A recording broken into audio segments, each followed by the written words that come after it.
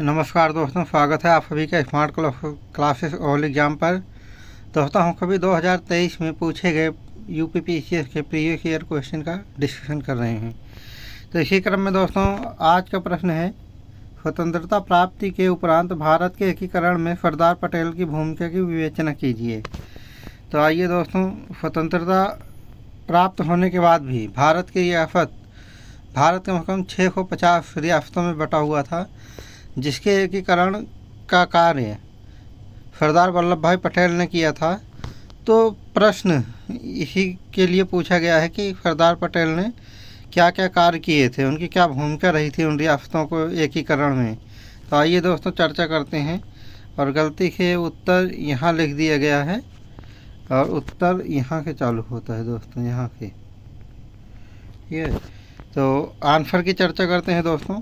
भारत के स्वतंत्रता प्राप्ति के बाद देश के एकीकरण में सरदार वल्लभ भाई पटेल की भूमिका अत्यंत महत्वपूर्ण और निर्णायक थी। सरदार पटेल जो भारत के पहले उप प्रधानमंत्री और गृह मंत्री बने।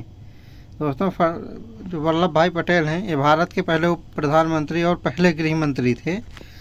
तो इन्होंने विभिन्न रियासतों और क्षेत्रों को भारतीय संघ में मिलाने के लिए अपने अद्वितीय कौशल और रणनीति और दृढ़ संकल्प का प्रदर्शन किया। तो आइए दोस्तों देखते हैं इन्होंने क्या क्या मुख्य कार्य किए हैं। प्रथम दृष्टि में उद्देश्य और दृष्टिकोण। सरदार पटेल का मुख्य उद्देश्य स्वतंत्रता प्राप्ति के बाद देश का एकीकरण करना था। वह मानते थे कि बिना एकीकृत भारत के देश की प्रगति और सुरक्षा संभव नहीं है। दूसरा है दोस्तों, राजाओं और नवाबों से बातचीत।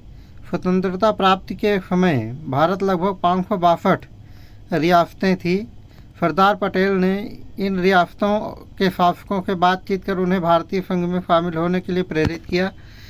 उन्होंने इस कार्य में वफादार और कुशल प्रशासक वीपी मेनन की मदद ली, जिन्होंने राजाओं को भारतीय संघ में शामिल होने के लाभों और संभावित परिणामों को समझाया। तीसरा है दोस्तों, द्विराष्ट्र सिद्धांत की समाप्ति। जूनागढ़, हैदराबाद और कश्मीर जैसे महत्वपूर्ण रियासतों के मामले में पटेल ने कठोर कदम उठाए। दोस्तों, ये जो जूनागढ़ है, हैदराबाद है और कश्मीर है, ये लोग अपना अलग से देश बनाना चाहते थे। तो बार बार कहने पर भी भारत में विलय नहीं होना चाहते थे। इसके लिए सरदार पटेल ने ऑपरेशन चलाया था। इन ऑपरेशनों की बात करते हैं दोस्तों। जूनागढ़ के नवाब ने पाकिस्तान में शामिल होने की घोषणा की थी, लेकिन पटेल ने सैन्य कार्यवाही करके इसको अपने भारत में मिला लिया था।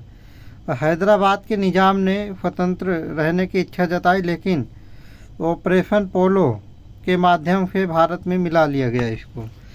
तो दोस्तों, ऑपरेशन पोलो संबंधित है हैदराबाद से, यानी कि जब हैदराबाद ने बोला था कि हम अपना स्वतंत्र रहेंगे, हम किसी भी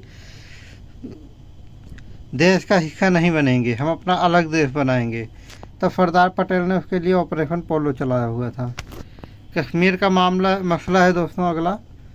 कश्मीर के महाराजा हरि सिंह ने अपने स्वतंत्र रहने की इच्छा व्यक्त की, लेकिन पाकिस्तान के आक्रमण के बाद उन्होंने भारत में विलय संधि पर हस्ताक्षर किया। सरदार पटेल ने इस संधि को स्वीकार किया और भारतीय सेना को कश्मीर में भेजा, जिससे कश्मीर का भारत में विलय सुनिश्चित हुआ। नेक्स्ट है दोस्तों, रणनीति और कूटनीति।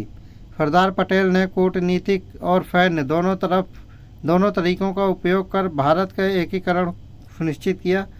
उनके धैर्य, समझ और दृढ़ संकल्प ने रियासतों को भारतीय संघ में शामिल होने के लिए प्रेरित किया।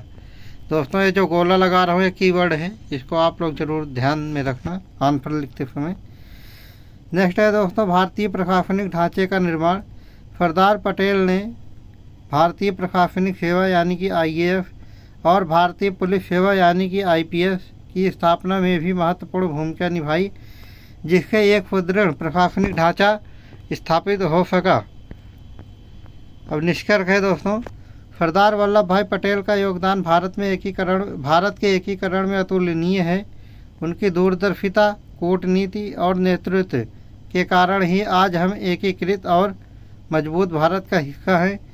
उन्हें सही मायनों में भारत के लौह पुरुष कहा जाता है क्योंकि उन्होंने अपने दृढ़ निश्चय और अद्वितीय नेतृत्व कौशल से भारतीय उपमहाद्वीप को एक सशक्त राष्ट्र के रूप में स्थापित किया।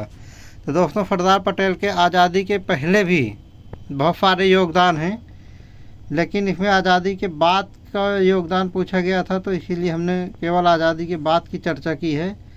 तो दोस्तों, आज का डिस्कशन हम यहीं समाप्त करते हैं।